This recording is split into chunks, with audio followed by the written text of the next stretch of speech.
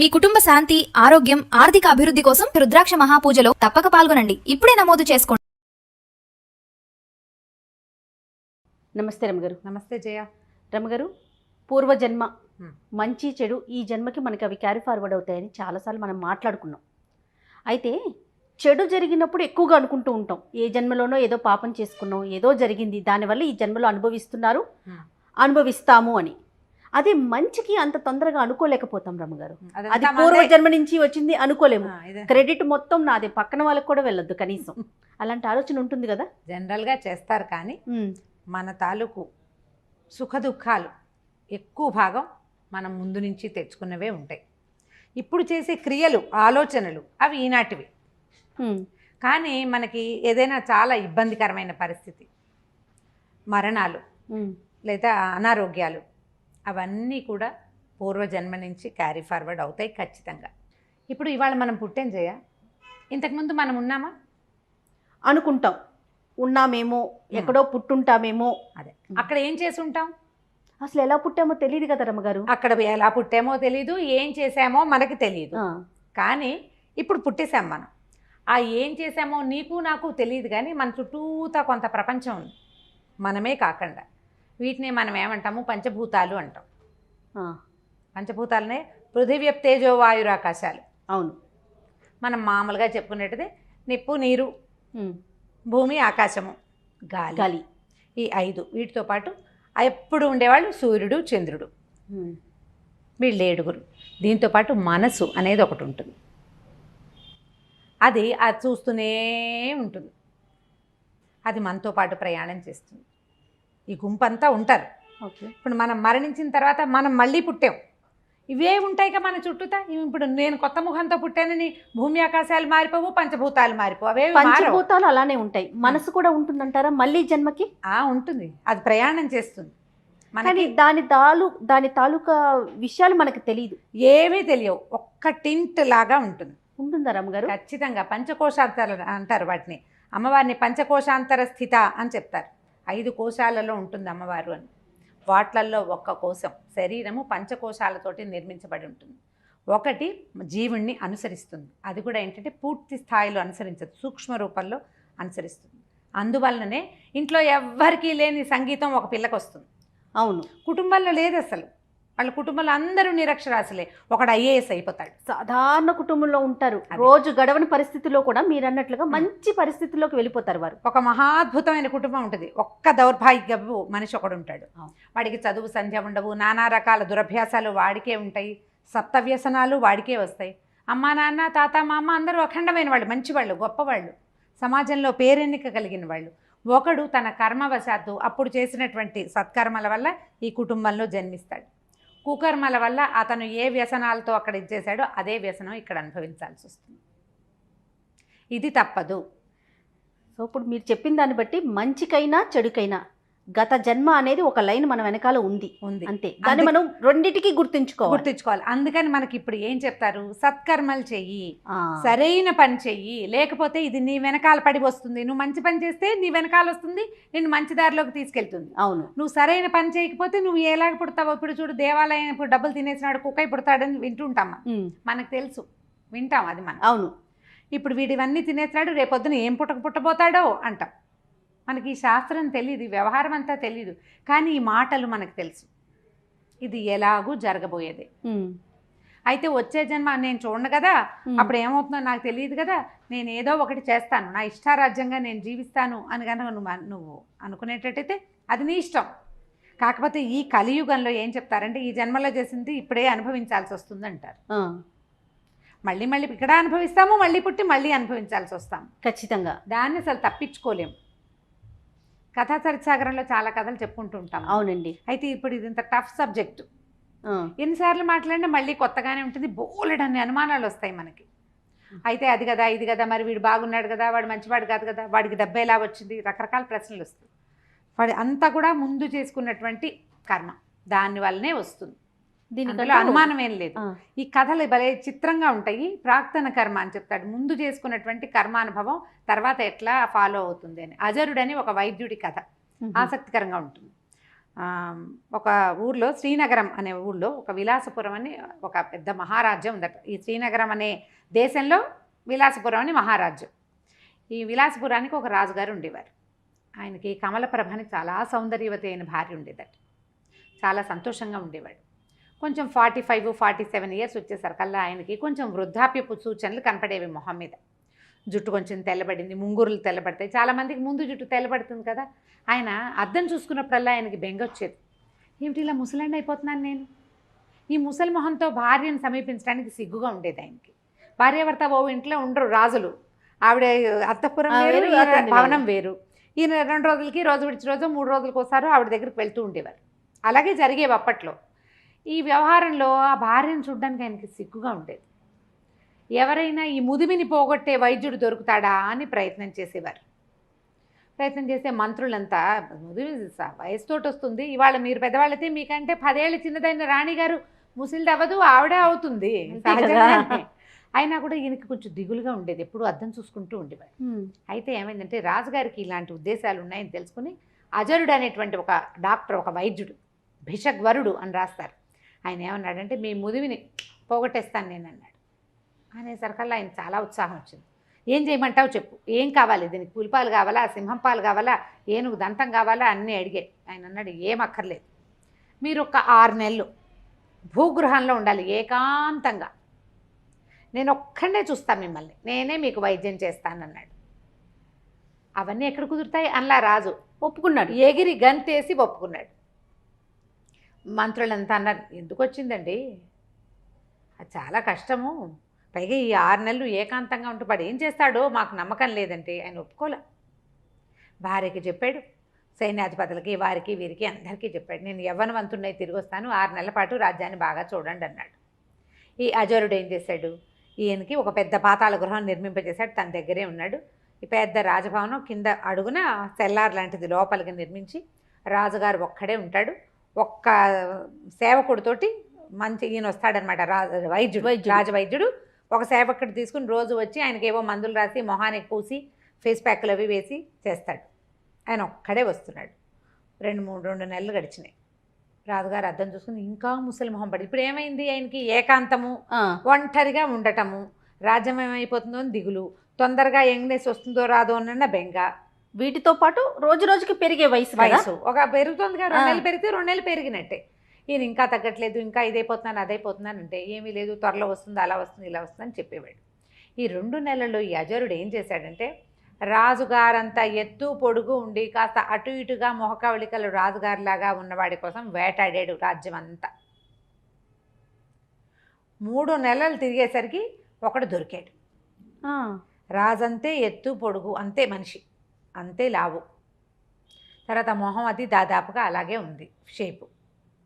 రాజుకి 48-49 సంవత్సరాలు వచ్చినాయి. వీడు ఒక 25 ఏళ్ళవాడు, బిగువుగా ఉంటుంది స్కిన్ అది కదా. సరే ఏం చేశాడు, 3 నెలలు తిరగగానే రాజుగారిని సంహరించి సముద్రంలోకి తోసేశాడు. ఆ ప్లేస్లోకి తను ఏ కుర్రవాడిని అయితే రాజు లాగా ఉన్నవాడిని పట్టుకున్నాడో వాడిని ప్రవేశపెట్టాడు. వాడికి ఏం చెప్పాడంటే నువ్వు రాజు అవుతావు, హాయిగా మహారాణి కమలప్రభతోటి జీవితాన్ని గడుపుతావు, ఈ రాజ్యమంతా నీది, నేను చెప్పినట్టు చెయ్యి చాలు అని చెప్పి అతన్ని లోపల ఉంచి రోజు ఒక మంత్రిని, ఒక సైన్యాధిపతిని, ఒక్కొక్కరిని రాజుగారిలో మార్పు వచ్చింది, ఆయన కుర్రవాడిగా తయారయ్యాడు రండి అని తీసుకొచ్చేవాడు. మెల్లిగా ఈ మంత్రులు వాళ్ళ ఆనుపానులు, వాళ్ళ వ్యవహారాలు, మధ్యలో మహారాణి కమలప్రభ ఆవిడ తాలూకు చెలికత్తెలు ఒక్కొక్కళ్ళు అలవాటయ్యారు. రాజుగారిని ముట్టుకోకూడదు, బాగా వెళ్తురున్న చోట కూర్చోబెడితే ఆయనకి మొహం పాడవుతుంది, అలాంటివి చెప్పి వాళ్ళు డైరెక్ట్గా ఆయన్ని చూడనివ్వకుండా చేసాడు.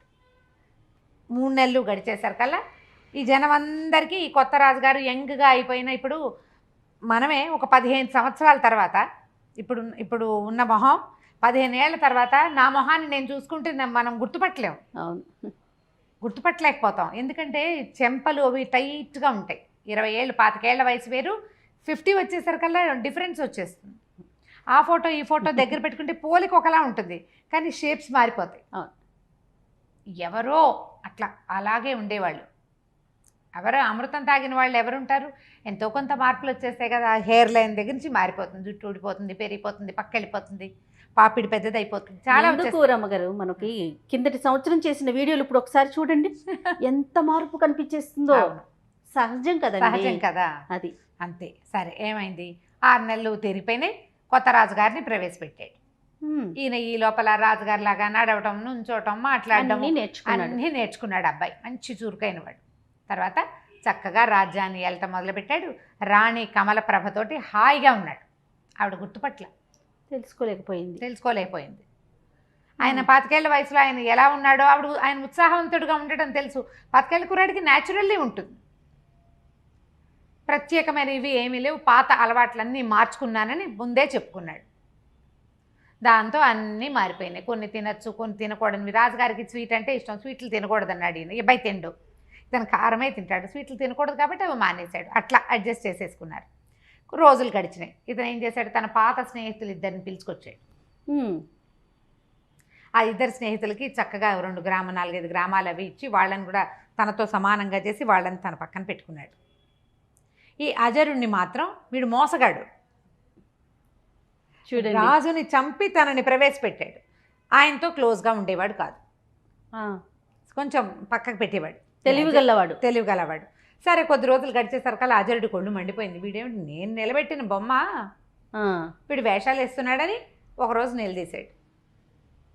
ఏంటి నువ్వు వేషాలు వేస్తున్నావు అన్నాడు. అనేసరికల్లా ఈయనేమన్నాడు? నువ్వు ఇచ్చిన జీవితమే ఇది, నిజం. అయినంత మాత్రాన ఏది ఇప్పుడు నువ్వు బయట పెట్టవు. నిన్ను నాతో ఉంచుకొని నిన్ను బతికి ఉండనిచ్చాను, నువ్వు సంతోషించు, దానికి నీకు అవసరమైంది ఇస్తాను, అంతేగాని నా రాజుకి నీ చేతిలో కీలుబొమ్మగా చేసుకోవాలని చూడకు. నేను ఇవాళ ఇక్కడ ఉండటానికి నువ్వు ఉపయోగపడ్డావు అంతే, నువ్వు కాకపోతే ఇంకోటి తెచ్చేవాడు నన్ను ఇక్కడికి అనేసరికి అజరుడు ఒళ్ళు మండిపోయింది. కానీ బయట పెట్టే మార్గం తనకి లేదు. తన జీవితం వాడిని పాడు చేస్తే తను మొత్తానికి నాశనం అయిపోతుంది, అంతే కదా. అందుకని అక్కడక్కడే తిరుగుతూ ఉండేవాడు. ఒకనాడు ఈ రాజు, అతని తాలూకు 2 స్నేహితులు, 2-3 మంత్రులు ఈ అజరుణ్ణి కూడా తీసుకుని ఒక చోట షికారుకి వెళ్ళారు. అట్లా నడిచిపోతుంటే పైనుంచి నీళ్ళు వస్తున్న ఒక చెరువులో, పైకి ఎక్కడి నుంచో ఆ చెరువులోకి నీళ్ళు వస్తాయి. బంగారు కమలాలు కొట్టుకొచ్చినాయి. అందరు కేరింతలు కొట్టారు. అయ్యో అయ్యో, ఏదో పువ్వులు వస్తున్నాయి, చుట్టూ బంగారంగా ఉన్నాయని. ఈయన నీటిలోకి దూకి పువ్వులు చేత్తో పుచ్చుకున్నాడు. సంతోషించి అజరుణ్ణి అన్నాడు, అజరా, నువ్వు ఈ పువ్వులు ఎక్కడి నుంచి పుట్టుకొస్తున్నాయో అక్కడ చూసిరా అని పంపించాడు. మిగిలిన వాళ్ళంతా అజరుడిని తన మీద ఆపేక్షతో పంపించాడని భావించారు. అజరుడు తను ఏదైనా సంహరించడానికి పంపాడేమోనని భావించాడు. ఇక మరి రాజాజ్ఞ, ఒక ఒంటరిగా ఉన్నప్పుడు నువ్వు చెప్తే నేను చేసేది ఏమిటి అన్ను, ఇక్కడ ఇంతమంది ఉన్నారు కదా, ఏం అనలేకపోయాడు. అజరుడు నడవటం మొదలుపెట్టాడు. అతను దూరంగా వెళ్ళటం చూసి వీళ్ళంతా రాజకోటలోకి వెళ్ళిపోయారు. ఈ నడిచి ముందుకు వెళ్ళిన అజరుడు చాలా దూరం వెళ్ళాక ఒక పెద్ద మర్రి చెట్టు కొసన వేళ్లాడుతున్న ఒక మానవ కంకాళం కనపడింది అతనికి. తను అక్కడికి వెళ్ళాక చిన్న మబ్బు బట్టి వాన పడింది. వాన చినుకులు కొన్ని ఈ కంకాళం మీద పడుతున్నాయి. కంకాళం మీద పడినటువంటి వాన చినుకు నీటిలో పడంగానే బంగారు పుష్పం అయిపోతాం. అబ్బా, ఆ పుష్పమే పైనుంచి కొట్టుకొచ్చి ఈ చెరువులోకి వస్తాం. నేను ఆశ్చర్యపోయాడు. ఏమిటి వీడికి, ఎవడిది? మానవ కంకాళం, మనిషి కనపడుతున్నాడు. డెడ్ బాడీ, అస్థిపంజరం లాంటి కంకాళం, అస్థిపంజరం. మానవుని అస్థిపంజరం మనకు తెలుస్తుంది కదా, దాని తల అన్నీ కనపడుతున్నాయి. ఏమిటి విషయం, ఎలా సాధ్యం అని చెప్పి ఏం చేశాడు, ఏమనుకున్నాడు, చూద్దాం ఏమవుతుందోనని ఆ చెట్టెక్కి ఆ కంకాళాన్ని నీటిలోకి తోసేసి దిగి నడుచుకుంటూ వెళ్ళిపోయాడు. మళ్ళీ వెనక్కి వచ్చాడు రాజుగారి దగ్గరికి. ఆయన అడిగాడు, రాజు, అజరా కంకాళం కనపడిందా? కనపడింది అన్నాడు. చాలా చిత్రమైన చోటు కాదు అది అన్నాడు. చాలా చిత్రంగా ఉంది. ఏమిటో ఆ ఆశ్చర్యానికి కారణం తెలియదు. నేను కంకాళం పడేస్తే ఏదైనా జరుగుతుందేమో అనుకున్నా, కానీ ఏమీ జరగలేదు. ముందు మాత్రం నేను చూశాను, దాని మీద నుంచి పడినటువంటి నీటి బిందువులన్నీ బంగారు పువ్వులు అయిపోయినాయి. అవి కొట్టుకొస్తున్నాయి, ఎటు పడితే అటు కొట్టుకెళ్ళిపోతే ఒకటి మన ఊళ్ళోకి వస్తుంది అనేసరికల్లా ఇతను చెప్పాడు, ఆ కంకాళం నాదే, నా పూర్వ జన్మ అది. రాజభోగాలు ఆశించి విపరీతంగా తపస్సు చేశాను. మరణించిన తర్వాత నాకు ఈ రాజుగా ఈ రకంగా ఇలాంటి అవకాశం ఇచ్చింది విధి. నీటిలోకి తోసి మంచి పని చేసావు. నా పూర్వజన్మలో స్నేహితులే నేను తీసుకొచ్చిన నా సన్నిహితులు ఇద్దరు. నేను అప్పుడు చేసినటువంటి తపస్సు యొక్క ఫలితము ఇప్పుడు రాజుగా ఈ రకంగా అనుభవించేందుకు నాకు అవకాశం లభించింది. ఎవరైనా సరే వ్యక్తుల సహాయం, నేను సహాయం చేస్తేనే వీడు పెద్దవాడయ్యాడు అని చెప్పుకోకూడదు. మనం ఒక కారణం అవుతాం. వాడు ఉచ్చ స్థితిలోకి వెళ్ళాలని వాడు ఇక్కడ రాసుకుని వస్తాడు. దానికి సరిపడా క్రియ ముందు జన్మలో చేసి వస్తాడు. దీనికి వ్యాజం కారణం మనం అవుతాం. నువ్వు ఆ కారణాన్ని అయ్యావు అజరా, అంతకంటే ఏదీ లేదు. అక్కడ కంకాళం ఉందని దాన్ని స్పృశించే బంగారు కమలాలు వస్తాయని నాకు తెలుసు. నేను చేసిన తపస్సు యొక్క ఫలితం అది అని చెప్పాడు. ఆ తర్వాత అజరుడు ఇంకా రాజుని గురించి మాట్లాడటం మానేశాడు. ఇతనికి ఏం దొరికింది? తనని నమ్మిన మహారాజుని సంహరించి ఒక కొత్త వాడికి రాజు అయ్యేందుకు అవకాశం ఇచ్చే ఇది వీడి విధిది. ఆ తర్వాత అంతకుముందు మామూలు వైద్యుడు, ఇప్పుడు రాజవైద్యుడు బాగా సంపాదించుకుని హాయిగా ఉంటున్నాడు. వీడి సంపాదన ఇలా పెట్టాడు దేవుడు. దేవుడు అంటే విధి. ఇవన్నీ కూడా మనం ముందు చేసుకుని వస్తాం. అందుకు ఇప్పుడు సరి అయిన క్రియ చేయి. ఈ జీవితంలో మనకి ఏం చెప్పబడిందో, మనం ఏ ధర్మాన్ని అనుసరించాలని మన పూర్వులు పెద్దవాళ్ళు, మన ధర్మం ఏది మనకి బోధించిందో అది చెయ్యి. ధర్మేతర కార్యాన్ని చేయొద్దు. ధర్మానికి అమెండ్మెంట్స్ చాలా ఉంటాయి.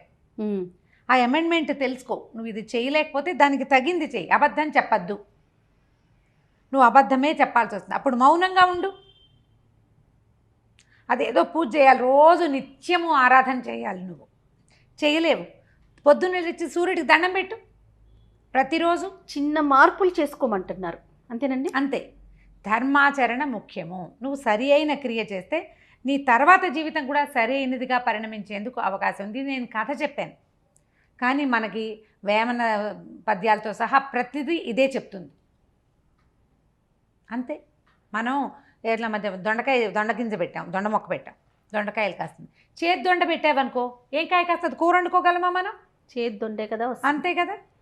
సరి అయిన విత్తనాన్ని నాటితే సరి అయిన చెట్టు మన విత్తనంలో ఉంది. మనం అది సరి అయిన క్రియ చేయాలి. కుకర్మలకి వెళ్ళద్దు. నేనే గొప్ప, వారు కొంచెం ఒక మంచి పరిస్థితిలో ఉండటానికి దానికి నేనే కారణం అని భుజాలు ఎగరేయొద్దు. భుజాలు ఎగరేయటం కూడా అనవసరమే. ఎందుకంటే వాడు అక్కడ ఉండాలని వాడు రాసుకొచ్చుకున్నాడు. నువ్వు దానికి కారణమయ్యావు. అంతే. కరెక్టే. ఆ మనిషికి కృతజ్ఞత భావం ఉండాలి కదా. వాడి కర్మానుభవాన్ని బట్టి వాడికి ఉంటుంది. అప్పుడు మళ్ళీ జన్మలో అతను అనుభవిస్తాడు.